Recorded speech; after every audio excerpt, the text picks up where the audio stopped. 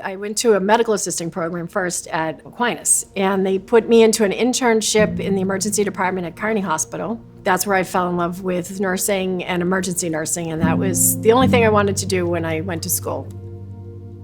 I like the unpredictability, the variety, and just being able to help people in a crisis moment really was important to me. When I first started out my career, I wasn't that sure of myself, and I used to think, I can hardly wait till I'm 5 years out and then I'll know what I'm doing. There's always the occasional situation you're not prepared for, but you get to a point where you're pretty confident in any situation that you're put into. Oh, she's a nurse's nurse. Always makes decisions based on how will this affect the patients and how will this affect my staff next. She has come so far with so many barriers in her life.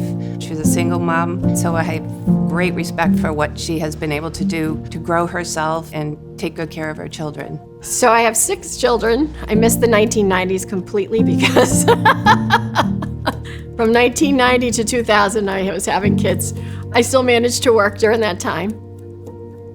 Being a mom made me a better nurse overall. You bring that sense of compassion and caring to the nursing role as well as the role as a mom. So I came to St. Elizabeth's as the nurse educator for the emergency department to help develop their trauma program. And the senior director position opened up and I saw a lot of opportunity to improve things, so I thought that would be the best way to make that happen. So I became a senior director, pursued my MSN and then my MBA with that.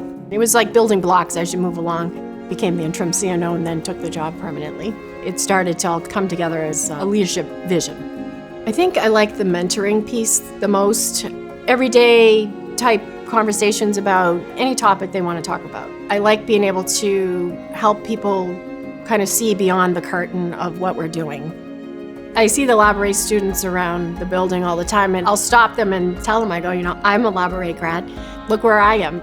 My message is, if I can do it, you can do it. You get the most insight by talking to staff.